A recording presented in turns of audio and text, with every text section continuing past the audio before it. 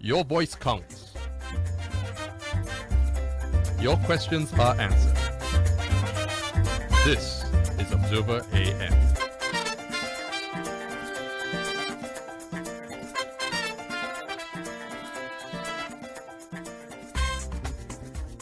All right, it is now 8:32 in Antigua and Barbuda, and just after that breaking story, something a little less dramatic. We're going to be speaking about World Metrology Day, and Mr. Alan Michael, who is a regular guest here on Observer AM. Certainly, the listeners would be familiar with him, particularly as it relates to standardization and metrology. And he is the standardization officer for technical services, and he has specific responsibilities for metrology at the Bureau of Standards. And I want to welcome him to the studio of Observer AM once again. Good morning, Darren, and good morning to your listeners. All right. Now tell us, World Metrology Day, which is coming up on the, let me make sure I have this right, the 20th of May? Yes. Okay, what's the theme for this year's World Metrology? The theme for this year is the constant evolution of the international system of units. Okay. That was chosen to highlight the pending or the expected decision to go ahead with the redefinition of the SI system, which will take place in November of this year at a meeting at the BIPM. Okay. Tell us these acronyms. You're using some acronyms. Right. For those of us who are not standardization officers or into metrology, tell us what SI is. The SI is the International System of Units, Okay. but because it's French, right, that's why we have it turned that way. Okay, and there was another acronym you used. The BIPM Yes. is the international organization, the Bureau, International Bureau for Metrology. Okay. And again, it's French. So that's why we have the Bureau International de Measures et Poids. Ironically, our word of the day actually originates from French too, so which is rare. It's usually Latin or Greek or something like that, so it's interesting. But anyway, with respect to the importance of World Metrology Day, tell us, why is that significant? Why should our listeners care about this? Well, World Metrology Day commemorates the Meter Convention, which is the signing of a treaty between, it was at the time, 17 countries of the world in 1875 to bring a measurement and to create an international measurement system. It has gone a long way. In 1960 was when it was actually renamed the International System of Units, the SI. But most people tend to refer to it as the metric system. Kilometers. Right. Meters, at that time, right. It was mainly the kilogram and the meter that was standardized. Okay. We have gone now, and we have 7 base units, which are the basis of all measurements and measurement units currently used internationally today. All right. All right, and could you go through those? We have time. Yes, the meter, right, which is for length, the kilogram for mass, weight. You have the electronic charge, E, which is for amperes. It's used to define the ampere. The ampere is the actual unit. You have the Kelvin for temperature, the candela for luminous intensity, which is light. The brightness of light. Where am I? We said the Kelvin already. Yes, we did. There's the kilogram, meter, second for time. And I think there's one I'm missing. You're missing one? Okay. I said the ampere and so on. But all right. We'll come around that. Yes, we'll come around to it, hopefully. So are you saying that these are the measurements that we ought to be using? Well, these are the units we ought to be using. Actually, they are the legal units for use in Antigua, as prescribed by the Metrology Act, which actually was put into force in April last year. Okay. Despite that, the Act also allows the continuation of the imperial units from the British era that we have been using all along. Right. But the intention is to gradually move away from the imperial units. Do you have a time span in mind? Because that's going to take a generation, I think. Well, several time spans have been set previously and have not been met for various reasons. It's not an easy task, as you indicate. It's something that is going to take quite a while to take place. But the fact that we are now redefining the SI system of units, and we're trying to bring attention back to even the system, even to metrication, because it's something that we have to do if we want to stand, in the international world and make progress in terms of trade and many other areas. We have to start to use the unit, speak the language, as it were, that the rest of the world speaks. What's the measurement for light intensity again? It's the candela. I have never heard that word. Right, because and we I use think I'm lux. reasonably well read. In terms of when you go to purchase a bulb, okay, for your home, usually you look to see how many lumens. Right. That's usually the indicator. If it has, I don't know, 1,000 lumens, the it's going to be lumens, very bright. the Are we going to lumens do is away with taken from lumens? that. Well, lumens the From the lumens candela? is derived from the candela. Okay, so we're not going to get rid of the lumens No. anytime soon. Actually, the redefinition of the units, which we are now using natural constants to define the units, as opposed to previously they had physical entities or other things. Like, for instance, some time ago, time was determined using the rotation of the earth, Right. and that sort of thing. Okay. Well, we now use the vibration, the frequency of a cesium atom to determine time, Okay. the second. Right? This is a singular atom or anything? It's a singular atom. it- Cesium, well, it's actually the cesium-133 atom. Okay. It And that has- occurs several times in nature? Or several Well, it's a instances natural. in nature? It's a natural. Okay. It's a natural atom. Okay. Right. So Right. wherever you find it, it's there, and that is one of the important things about the units now. The definition is that the base of the definitions exists everywhere in the world, as opposed to, well, as it is now, the last remaining physical entity is the kilogram, which is a block which is kept in a vault in France. Hermetically sealed right, conditions. and all of Because that. it can't, because nature will. Right, but then we know nothing is exact, and evidence is there that it has been changing. So that is one of the reasons now we are going to move away from using that. And the kilogram would be now defined using the Planck constant. Okay, just don't move too far from the mic because the listeners want to hear you. Because I Right. think they're trying to follow you to understand this. Well, I Seemingly will technical issue. refrain from calling the numbers Okay, because some of these numbers have like 10 digits and that kind of thing. understood. And you can easily look them up, right? So it's a plank. No, that's the name of the gentleman after which the constant was named. Okay, He was a scientist who did work in that area. Physics. okay. He's a physicist, and his name was attached to that constant. All right. So we have so all 7 of the units now will be defined using natural constants. Okay. Okay. And well, to the ordinary man in the street, nothing is going to change, because at the level at which they operate, as I said, some of these things have 10 digits.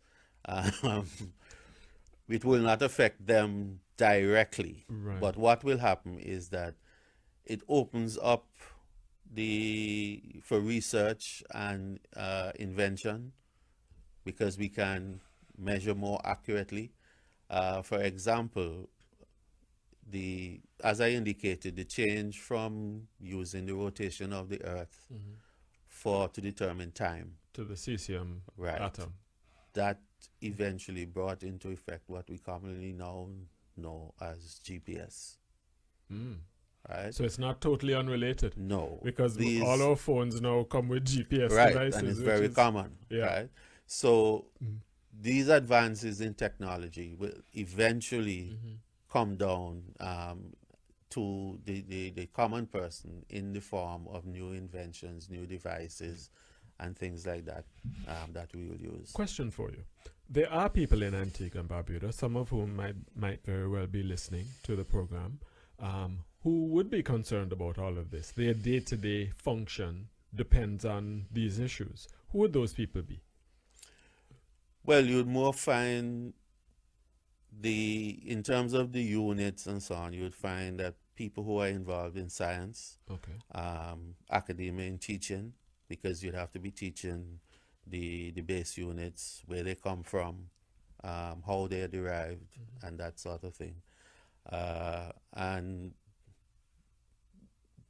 so if I'm in the industry, if I export Windows or well, the redefinition would not affect you. Okay. At this, if you're exporting any products, Windows. If I'm exporting sand, is that going to be important to me? How many kilograms of sand? Well, the units are important, because if you're exporting, you need to be telling the person you're selling to what you're giving him, and you have to speak in the language that he understands.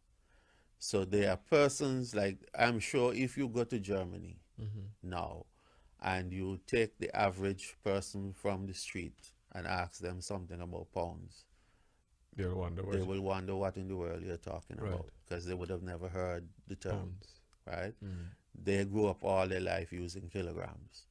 And that is why we need to change these things, because if we're to ship products overseas, they must comply with what we say they are. So if we say something is 5 kilograms, if they check it and it doesn't weigh 5 kilograms, we are going to have to pay for the tests. The person who is shipping is going to have to pay for the tests to verify every time it comes.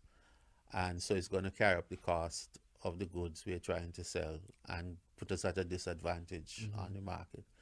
So we need to be able to measure in the correct units and report the correct information, so that people trust us, because it's a question of trust. People trust us, and when we ship products, they're accepted for what we say they are. Understood. Now, in terms of its connection to quality infrastructure, what's the significance of metrology and the changes that are being implemented to quality infrastructure? Well, metrology is one of the pillars of the quality infrastructure. Generally, if you can't measure it, you can't improve it. And so in the quality infrastructure, metrology is used to determine if we are making progress, if we are falling back, and things like that. Especially in industry, because you use metrology if you're manufacturing things, to help cut waste, because you're measuring better. Yes. You can cut down on the waste material that you generate. You can be more precise, so that your products are consistent, and things like that. So if you know, for example, the measurements of all the materials you've put into your product, and you want to improve it or keep it constant, you have a record of those measurements, and so you can keep reproducing at the same consistency. Yeah. It's kind of like a recipe, right? A pound of flour. Well, I'm going back to my tendency. A kilogram of flour. But of course, they're not one and the same thing. No. But the point is consistency. Right. Consistency, and so that when you get it right, you can keep it right. Okay. And if you need to make improvements, you can adjust one component and not another, or ingredient Right, and not and- another. Mhm. Okay. All right. It's now 8:47 here in Antigua. I believe we need to take a commercial break. We have a few messages from our partners, and we'll be right back with Mr. Alan Michael. Finance, politics, all the nation's issues and more discussed on Observer AM, Monday to Friday from 7 to 9 a.m. on Observer Radio 91.1 FM. Your voice counts. Your questions are answered. This is Observer AM.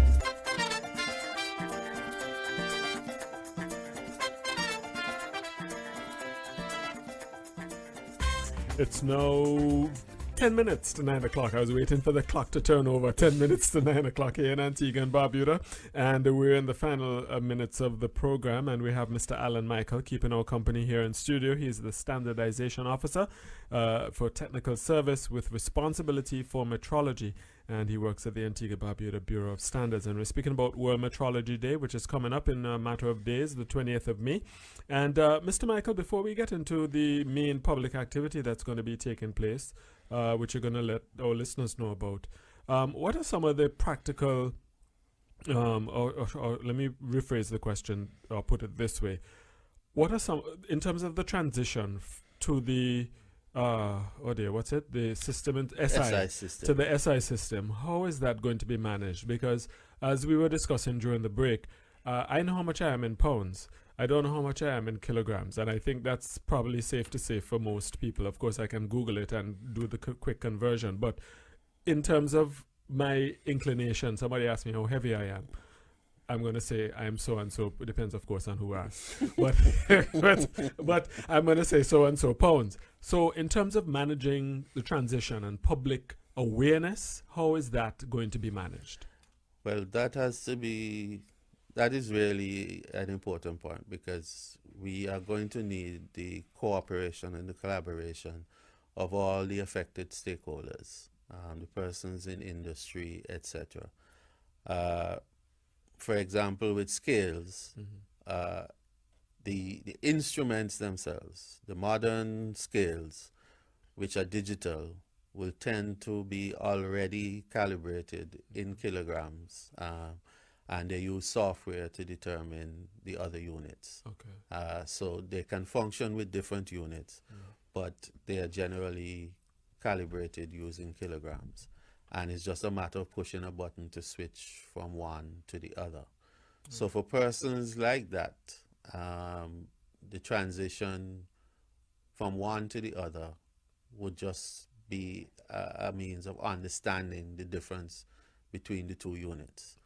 Whereas for persons who have instruments which cannot be switched, they will have to prepare to replace their equipment. Okay. And things like that. And depending on what you're doing, to change all your equipment overnight is not a small cost. So it's something you'll have to plan for and things like that. So we'll have to have a lot of discussions with the persons who will be affected, the persons in industry. We're already teaching the units in school, but then there needs to be the correlation between what you're taught and what you do physically. And so there's going to be a lot of awareness and so on brought to it. It sounds almost like it's going to be a generation of work. Well, it may take even more than that, depending, because there's some things which are going to take 20 to 30 years to move away from. A generation. Right? But, that's the nature of it. It's more an awareness thing, and a lot of discussion has to go into it. No, with respect to the activities, there are going to be activities, both which require public engagement and those that may be just specific to the Bureau of Standards. Tell us about what's going to be happening. Well, the main activity we are going to have is a training workshop, which is on Thursday, the 17th of May, entitled The Introduction to Measurement. Okay. This is a course we ran in January. It was actually a part of a pilot training program a set of pilot training courses that were developed by regional metrologists over a period of 2 to 3 years. So we're going to be running the course again. We had a good turnout the last time and a wide cross section of people, and we're hoping to get the same. And it's becoming, because this is one of the areas we're trying to get into, to bring awareness to what we do and to educate persons in the field of measurement. So it's a basic introductory course. Anybody who is interested can attend. It's going to be at the Bureau's offices on Old Palm Road, between Christ the King High School and Antigua Motors. Okay. And it's from 8:30 to about 12:30. Okay, and that's going to be, remind us of the date? The 17th of May. Okay, so that's just in, 3 days? Yes. Yes. Okay. We have some other activities planned, which are more engagements with persons to start the discussion along the lines of changing units that we use. But we haven't had full confirmation of that yet. Okay. So we wouldn't want to disclose the areas at this time. But it's just preliminary discussions. Is the Bureau going to be engaged in public awareness campaigns, advertisements, we have spots in the paper? These are things that we have social to try. media, Instagram, Facebook. We're trying to get into all of these things, especially the ones that you don't have to pay for, because we don't have the kind of funds available to us for advertising and so on. So that's why we appreciate programs like this greatly. But it is going to be a media campaign. It's very important. We can't get by without it. All right, understood. All right, so you don't know how soon we'll begin to see that the start of that media campaign? Well, what we are doing at the moment, we are doing things bit by bit. Like, for instance, last year, we started the verification of the fuel dispensers. That went well. I remember that. We are going to be going back through that exercise. To make sure they didn't tweak it? Well, to make certain the instruments are still working correctly. Yeah, and that will be started sometime next month in June. And we are hoping to start to bring on board the supermarket scales, hopefully sometime this year. But we haven't started discussions with them yet. So that is one of the main activities we have planned for this year. That's a big job, supermarket scales. Yes. So we are taking, you see, and then too, we are a bit limited in staff. So anybody who is interested in science, in measurement and things like that, you can prepare your CV and whatever else, and we'll keep it on file until we get the go ahead to start hiring. Comes back to what you spoke about a minute ago, money. Right. Okay. Mr. Alan Michael, we're going to have to leave the conversation there. Thank you so much for joining us in studio. We look forward to this continuous engagement so that we can get an update. Hopefully I'll know how much I am in kilograms when you come and see me next time. Thank you very much. We just had a conversation with Standardization Officer for Technical Services with responsibility for metrology, Mr. Alan Michael, the Bureau of Standards here in Antigua and Barbuda.